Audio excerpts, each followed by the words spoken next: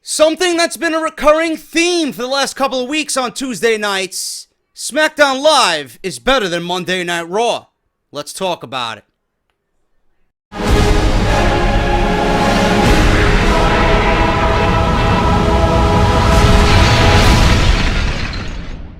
We all know the reason why SmackDown is just the easier show to watch when compared to Monday Night Raw.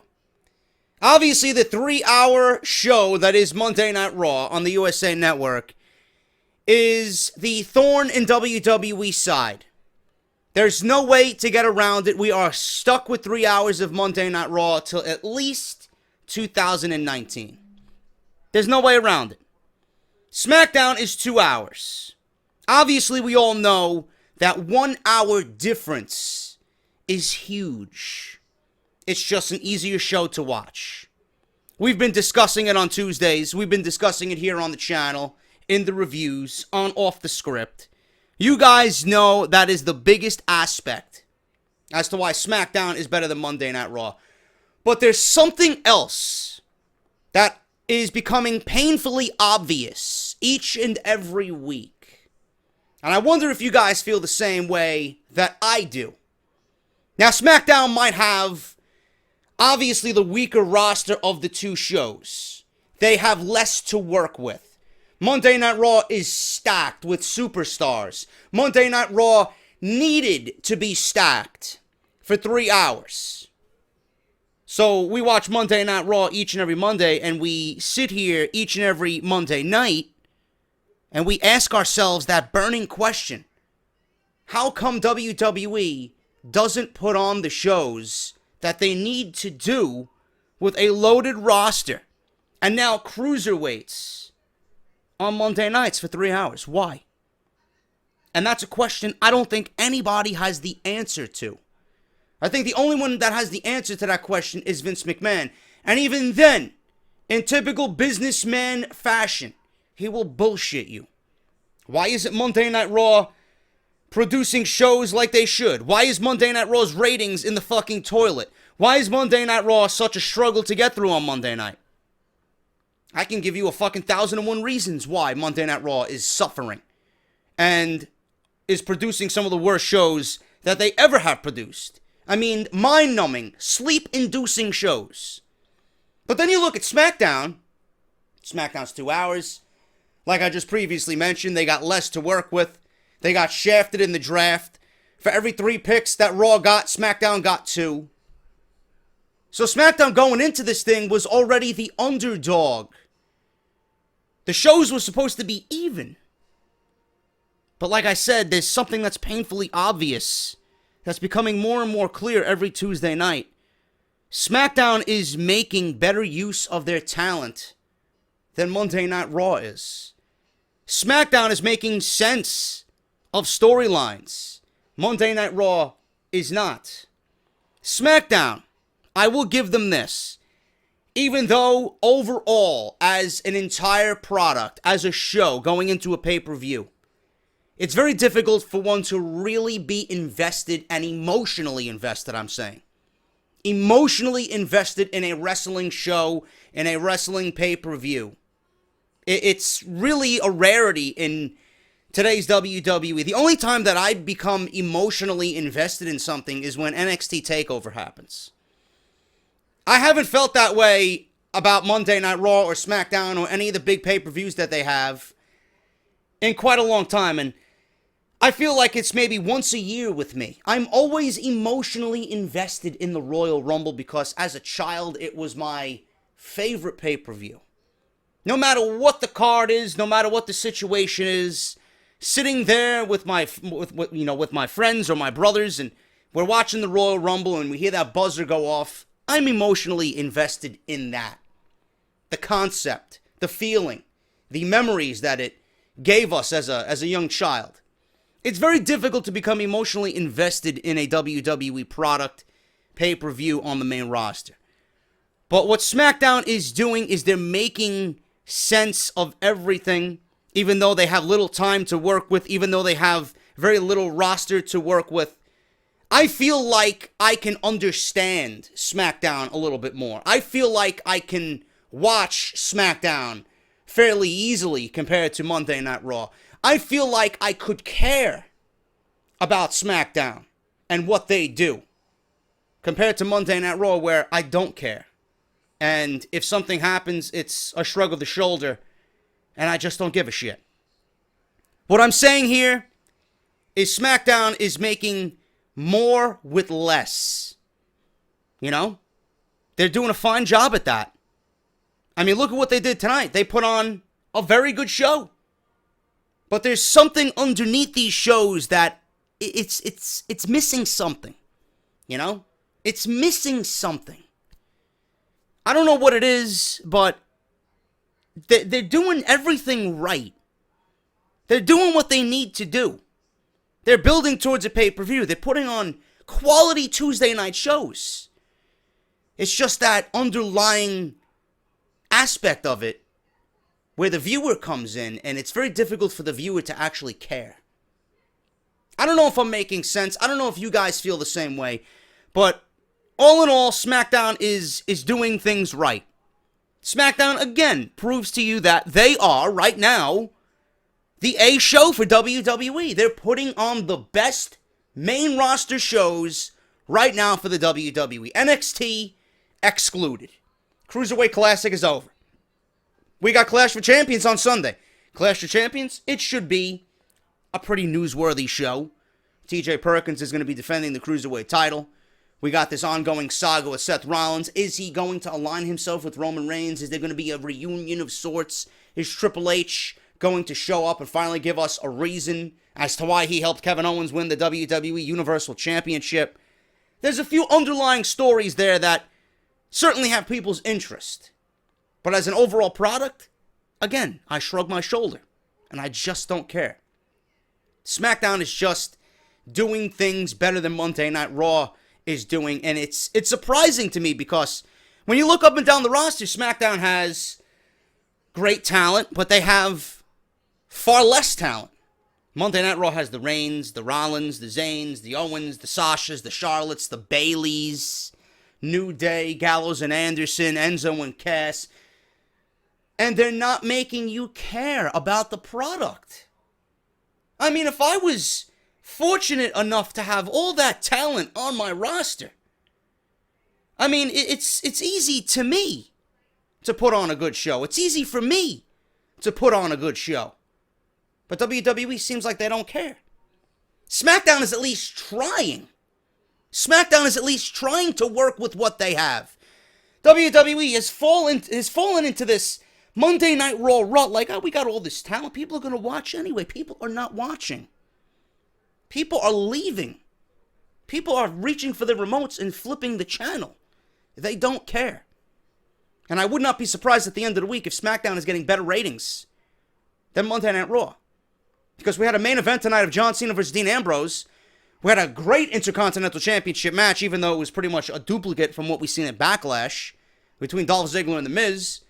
And we've seen an announcement by Daniel Bryan stating that AJ Styles will be forced to put the WWE Championship on the line next Tuesday against a match, or in a match against Dean Ambrose. Dean Ambrose is getting his rematch from Backlash live next week on SmackDown. They're doing things right. Even Monday Night Raw doesn't even announce in advance. Listen, we got a main event, a monumental main event, a championship main event coming up. Please watch me. I'm excited for next week. Ambrose, Styles, WWE Championship. When was the last time WWE Championship was defended on SmackDown? I can't remember. AJ Styles' first title defense. I'm hyped for it, man. I'm excited for it. They are doing the little things correctly. And I appreciate that. WWE and Monday Night Raw, they seem to go into Monday nights very lax, not caring. And I don't know why. Are they overwhelmed? Are they pressured by Monday Night Football? Do they think, well, nobody's going to be watching, we can put on whatever. You know, not many people are going to be watching anyway. I don't understand that logic. I mean, I don't give a fuck if one person's watching or 100,000 people are watching. 1 million people are watching. You put on the same fucking show, you put your best foot forward, and if people watch, they watch. If they don't, they don't. But at the end of the day, you know you did a fucking damn good job. How can anybody be pleased with what we've been seeing on Monday Night Raw? It's unreal to me. And this is coming from a lifelong fan over here. I'm not being picky. I'm not being negative. I come on here and do the things I do and say the things that I say because I want to tell you guys that WWE has all the tools to be the absolute best promotion in North America. And they're not. They're not. They're not. You know? At this rate, I'm going to be joining the Lucha Underground movement. I'm going to tell you, well, listen, Lucha Underground is the best, most entertaining company in North America right now. And look at the channel that they're on. They're probably not getting anything close to, TNA type viewership. I don't know. WWE is not generating any interest, any excitement whatsoever. And as a fan, it's frustrating. But when I see good things like this happen, and I see the underlying things that I notice on television, I have to point them out. And it all goes back to why Monday Night Raw is not doing the fundamental things. Why? Why is SmackDown doing them, but Monday Night Raw is not? Something needs to change. WWE needs a shot in the arm. Monday nights need to change completely, It started off with a bang, the new era. Listen, there was different aspects, but no matter how many times you change your set, no matter how many times you move an announce desk, no matter how many times you put LED fucking ring posts, new music, new color scheme, new logo, new this, new that, new. I can paint these fucking walls, new. But underneath, it's going to be the same fucking color. That's exactly what Monday Night Raw is. Everything's new. But it's the same Monday Night Raw we've been given for the last 4 years. Meanwhile, SmackDown is making strides to be a better show. To work with what they've been given to the best of their ability. At least I see that they're trying. Monday Night Raw is not trying. That's what I have to say about that. Quickly, let's go over the show. The show started off with Daniel Bryan in the ring, spotlighting the women's division to open the show. I do not have a problem with this. Alexa Bliss and Becky Lynch will be battling it out at No Mercy for the WWE Smackdown Live Women's Championship. Contract signing. Daniel Bryan was in the ring. Obviously, he stated, I know how these things can get, so we're going to have a contract signing, and he's going to moderate the entire thing. Becky Lynch came out there and cut a cringeworthy promo about how she is here to win championships and she wasn't born to be a champion. Alexa Bliss was born for this role, right?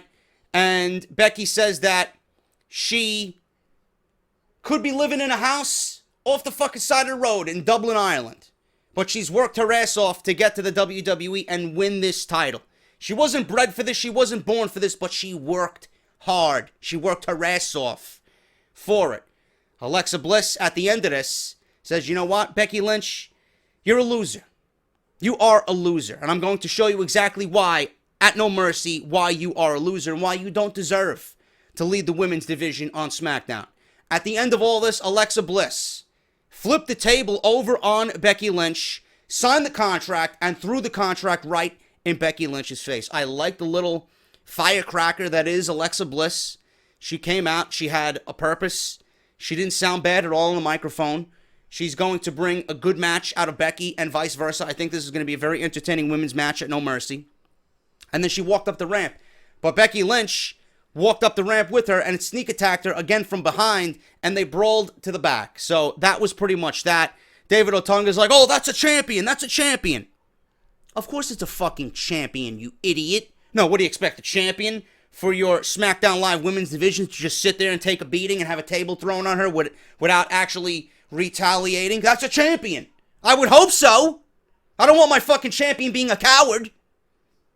So that's David Otunga's brilliant commentary on SmackDown Live.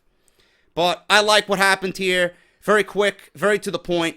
And I'm looking forward to the match at No Mercy. So the contract is signed. It is official. Bliss versus Becky Lynch for the title of SmackDown Women's Division at No Mercy. This one I enjoyed, man. This one I enjoyed. The Usos versus American Alpha. Now, there was no... I don't know. I don't watch the pre-shows. They might have said it on the pre-show. I don't know. Someone correct me if I'm wrong. But as far as I go, I follow everything on YouTube and Twitter. I didn't hear anything about the American Alpha being on SmackDown Live. I did not. So when I seen Gable walking in the back before they went to the commercial break, before this match actually started, he had this pissed off look. They were out for revenge and they wanted to get their hands on the Usos. I don't mind that this match happened. I don't mind that it happened at all. Because you want American Alpha to get revenge. You want American Alpha to at least attempt to get retaliation on what the Usos did. And what they did was very severe. They took them out of the tag team title tournament going into Backlash. This match went 11 minutes, and it told a great story. One that I think when we see a conclusion to all this, it's actually going to be very good, and we're going to be invested in this. Because right now, I just have a feeling that's where they're going. The Usos continued where they left off, attacking Gable's legs. It came to a point where Gable was pretty much incapacitated during this match, and Jason Jordan had to wrestle the entire match on his own. And at the end of the match, Gable wanted a tag. He was bent over on the middle rope, on the apron, asking for a tag. Jordan was fighting off both Uso brothers on his own. He could have easily made the tag to tag in his partner, who was the fresh man, right? But realistically, he wasn't because his leg was fucked up. Jordan figured he would have a better chance at doing things on his own than having a one-legged Chad Gable go into the ring. At the end of all this, super kick, big frog splash off the top rope, superfly splash, 1, 2, 3 to Jordan. It was over. The Usos beat American Alpha, go on to No Mercy, and they challenge now Rhino and Heath Slater for the WWE Tag Team Championships. Now, I love the story here, man. Again, they're continuing with the leg. The Usos have this infatuation about taking the legs out of their opponents. I like that, man. It makes them lethal, it makes them dangerous, and it makes them a threat. I like that. And the fact that they did it to American Alpha again pretty much secures the Usos are going to win the Tag Team Championships at No Mercy. And then when they win the Tag Team Championships, the ultimate revenge for American Alpha after the Usos did this twice now to the Alpha. The ultimate revenge will be American Alpha beating the Usos at the next SmackDown Live exclusive pay-per-view, which I believe will be TLC. Correct me if I'm wrong. And they will win the Tag Team Championships. It's all going to lead to American Alpha getting their revenge, and their revenge will be sweet. Because when it happens, they will be crowned the WWE Tag Team Champions. Very good story in this match. I really enjoyed it. And I'm looking forward to what happens in the tag team division, man. I wish there was more teams. I wish we would see a little bit more Breezango. I wish we would see a little bit more of the Ascension. But the WWE doesn't have any over babyface teams besides American Alpha. That is a problem. And I even gave you an idea of, listen, Sin Cara is doing nothing on on Monday Night Raw. Kalisto is doing nothing on SmackDown. Make a trade. Send Sin Cara over to SmackDown from Monday Night Raw. Give me back the Lucha Dragons. They were an over babyface team. And WWE wants that Latino presence on SmackDown. There you got it right there. You got the Luchador right there. You got Kalisto. You got Sin Cara. An over babyface team. They need another solid babyface team on SmackDown, and right now they don't have that. They have the Usos, they have American Alpha, and they have a fucking put-together team of Rhino and Heath Slater that's not really a traditional tag team. You have 3 tag teams, and the other teams are just not doing anything. They're either on main event or superstars, or they're not showcased at all. That's a problem. You know, that's a problem. So WWE can certainly use another team or two in the division to amp up what's going on with the tag teams on SmackDown. But I do like what's happening with the Alpha and Usos. Very much looking forward to it. Baron Corbin versus Apollo Crews. This ended in about 3 minutes. I don't know what they're doing with Apollo Crews, man. And you guys know we talked about this already. Jack Swagger was on commentary. He's here for gold. He's here to do things that he didn't do on SmackDown. Will WWE give him the opportunity on SmackDown? I don't know. But are people going to care? That is the biggest question. Baron Corbin was on Talking Smack last week, and they pretty much threw him under the bus, man. He didn't know how to answer these questions. He was answering the same thing to every question that Renee Young and Daniel Bryan threw at him. You know, he's here to win gold, he's here to fight, and he's here to fucking lay people out. That's exactly what he did. So did Renee Young and Daniel Bryan take notes from Baron Corbin? He laid him out with an end of days. Baron Corbin beat Apollo Crews with an end of days, and that's pretty much it, man. I don't know where they're going with Baron Corbin. It looks like he's feuding with Jack Swagger. I'm looking at this, and I'm watching this. I see Swagger at the commentary desk, and I see Baron Corbin, and I'm asking myself, why are they feuding? Are they feuding because Swagger's the new guy on SmackDown and Baron Corbin has nothing to do? I'm trying to figure out, is there an underlying reason why these guys are fighting? I at least want some sort of logic as to why these guys are fighting. I can't figure it out. I can't figure it out. Just like how Randy Orton and Bray Wyatt are feuding. Why are they fighting? What is Randy Orton's issue with Bray Wyatt? What is Bray Wyatt's issue with Randy Orton? It's the same thing with everybody else. If he had an issue with Randy Orton, it was the same thing he had with John Cena. It was the same thing he had with Roman Reigns. It was the same thing he had with Dean Ambrose. It's all the same thing. Why is Jack Swagger fighting or feuding with Baron Corbin? Why? I don't know. It makes for a match at the pay-per-view, I'm assuming. That's all I see coming out of this. To fill 10 minutes on a pay-per-view. But why else are they fighting? Is there any internal struggle? Are they fighting over anything? Are they fighting for something? Or is it just one man wanting to fight another man? I don't know. That doesn't seem very exciting to me. I need a reason for these guys to be fighting, and I just can't find it. And that's where we're headed, pretty much. Jack Swagger versus Baron Corbin. Apollo Crews remains directionless. I don't know what the fuck they're doing with him, but he loses yet another match. He loses to Corbin. End of days, Brother Nero. Kurt Hawkins, face the facts. Face the facts that you're a fucking scrub. What else is... What's going on with him? When is this guy debuting? You know? Who gives a shit? Face the facts. Face the facts. Yeah, I could tell you some facts. Monday Night Raw is terrible. WWE's fucking awful right now. Right? SmackDown's doing a good job, but I really don't give a shit. Face the facts. Face the facts. Nobody gives a shit about Kurt Hawkins. Until you get in the ring and show me why I should care, I don't want to fucking hear any facts at all. What do we got here? Intercontinental Championship match, which was probably the best match of the night. Not much to go over here. If you watched the match at Backlash, you guys pretty much seen the same thing here. Near fall after near fall after near fall. Okay? Miz countered a superplex into a slingshot sit-out powerbomb. Ziggler puts Miz in a sleeper. Okay? Maurice then gets involved. And we were going for the same ending we seen at Backlash. Maurice took the unidentified spray and wanted to spray Ziggler as he was leaning over the top rope. Referee thankfully turned around and seen what was happening, and he ushered Maurice out of the building. He said, get away from ringside. He sent her to the back. So now the Miz is pleading with the referee, no, no, no, no, no. Ziggler hits a zigzag. I thought it was over. I thought we had a new Intercontinental Champion. I had my eyebrows raised. I'm like, holy shit, this is getting pretty damn good right now. So Ziggler, again, did not win the title. Very, very close to count. Miz then tries to take the title and leave the ringside area and get counted out.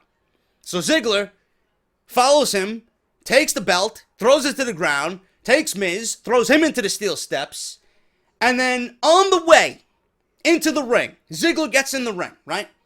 So Miz gets up after he got thrown to the steel steps. He picks up the spray that Maurice left behind, and behind the referee's back, he sprays Ziggler in the face himself. And after that, it leads to a skull-crushing finale. 1, 2, 3. The Miz retains the title, and he is still the Intercontinental Champion. Dolph Ziggler, again, does not win the big one. As the rumors are going around this weekend, and as we reported on Off The Script, it looks like we will be getting some type of stipulation at No Mercy. I don't know what is going on with The Miz. Everybody's saying he's going over to Monday Night Raw. I think that would be a huge mistake. I think that would be a huge mistake to send The Miz over to Monday Night Raw. He fits on SmackDown. He is developing his own reputation on SmackDown. He is developing a heel character on SmackDown. If you do that and you move him to Monday Night Raw, you're taking everything that this guy has pretty much worked himself towards, and what he worked himself towards right now, since this brand extension, is recreating who The Miz is. This is the best work he's done since his WWE Championship reign. And that's a long fucking time. You're going to take everything The Miz has done and you're going to bury it on Monday Night Raw.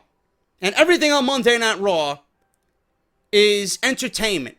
Titles, storylines, character development. And if you're not Seth Rollins, Roman Reigns, Stephanie McMahon, or Mick Foley, you really aren't that important to WWE. You see, The Miz is important. And The Miz is important to SmackDown. You move him to Monday Night Raw, you're going to kill his career. You're going to kill his momentum.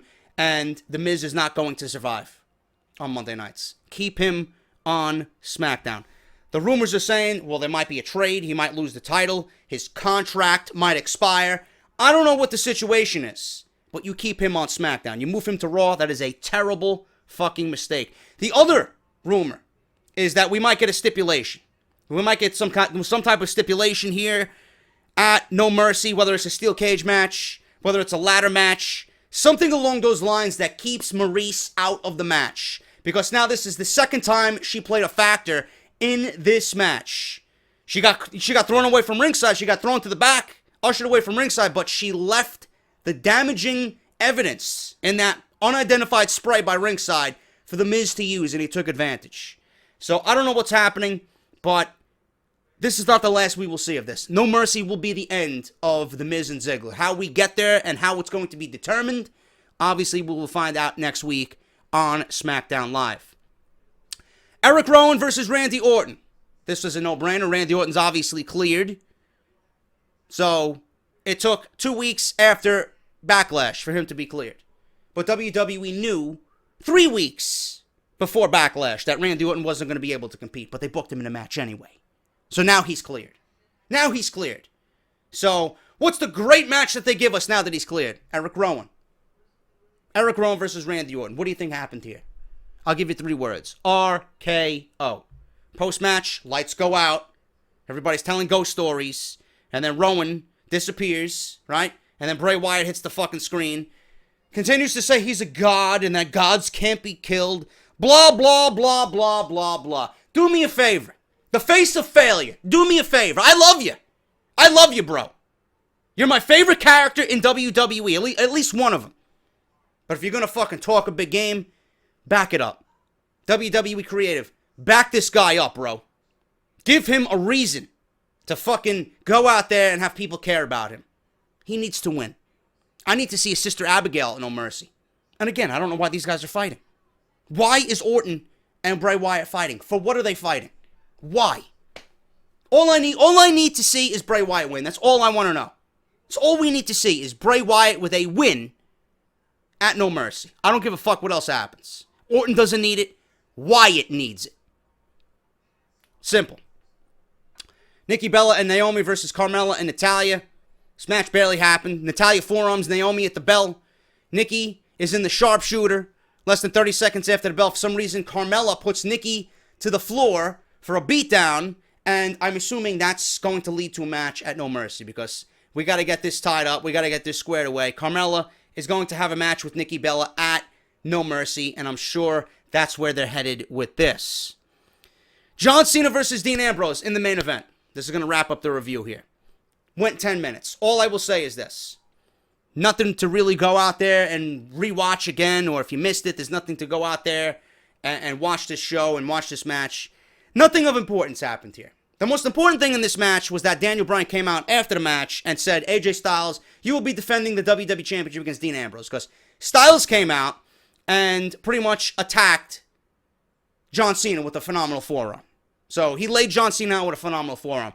But what happened during the match is, well, Ambrose kicked out of an AA. Cena kicked out of a Dirty Deeds. Typical for one of these fucking matches. They think kicking out of finishes is something that's monumental and it's going to get people to jump out of their seat.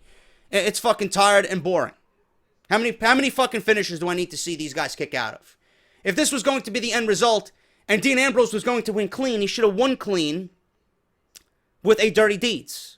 Just to solidify not only him, but the move itself.